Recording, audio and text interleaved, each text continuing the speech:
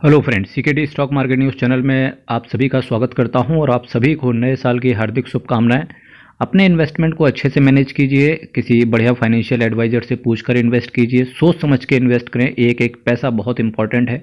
कोशिश करें कि एक पैसे को अच्छी जगह पर अगर इन्वेस्ट करेंगे तो बहुत अच्छा रिटर्न बन सकता है। इसके साथ साथ अगर आप 20-25 शेयर को रख के अगर आज भी अपने शेयर को खुद से मैनेज कर रहे हैं, इससे अच्छा है कि आपको म्यूचुअल फंड ले लेना चाहिए।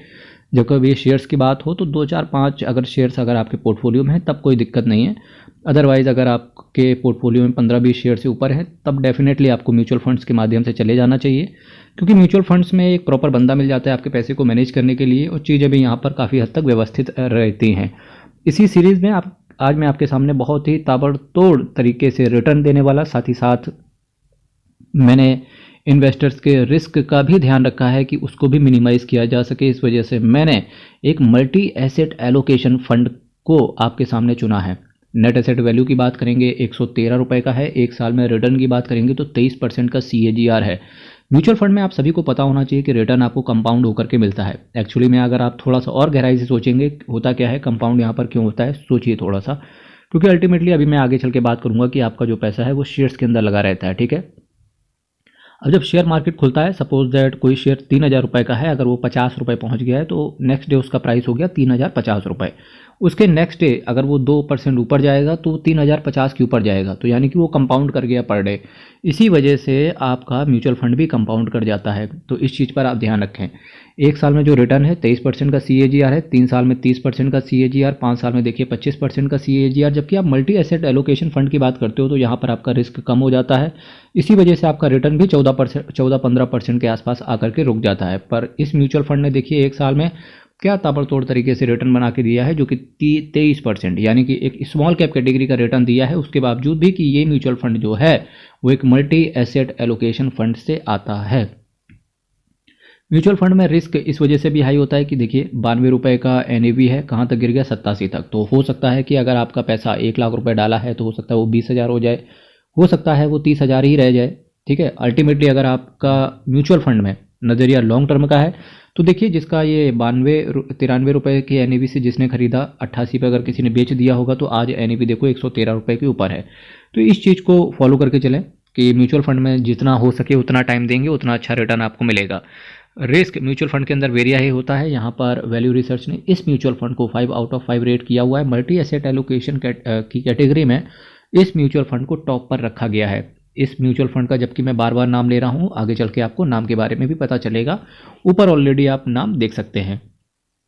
संजीव शर्मा, वासव सहगल, अंकित पांडे एंड वरुण पट्टानी साहब आपके पैसे को मैनेज करके चल रहे हैं, यानी कि ये फंड मैनेजर है जो कि दिन रात आपके पैसे को मैनेज कर रहे हैं, मेहनत कर रहे हैं। 3 महीने में देखिए 14% का एब्सोल्यूट है, 6 महीने में 19% का, 1 साल में 23% का, 3 साल में पैसा डबल हो गया, 5 साल में देखिए 215% का, 10 साल में 335% का रिटर्न, यानी कि 10 साल में पैसे को 3 गुना कर दिया।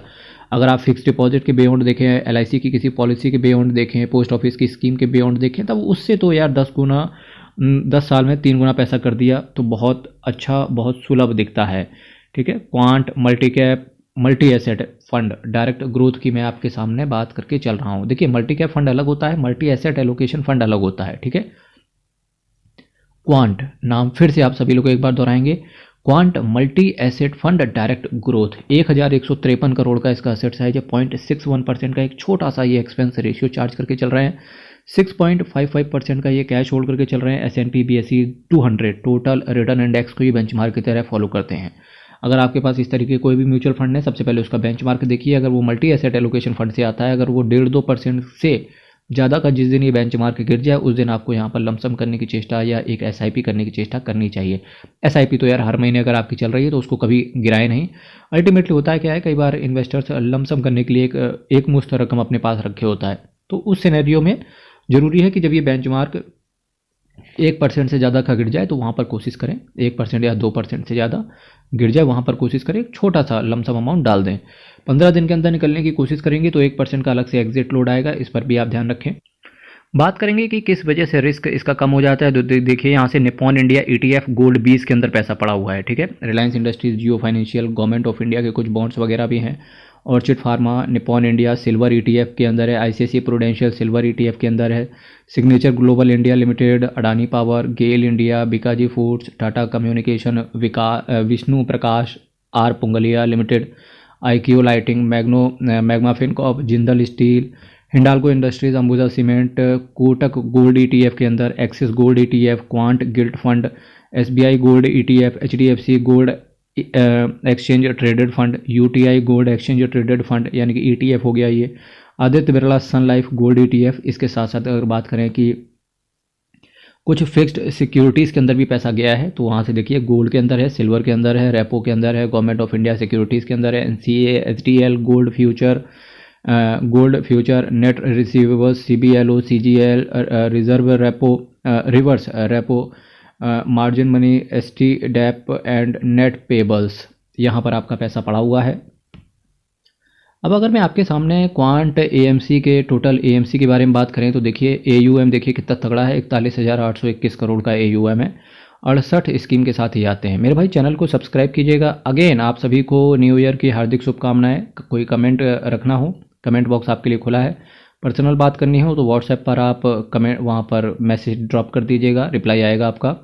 हर हर महादेव, अयप्पा शरणम, हरीश शरणम, बहुत बहुत धन्यवाद।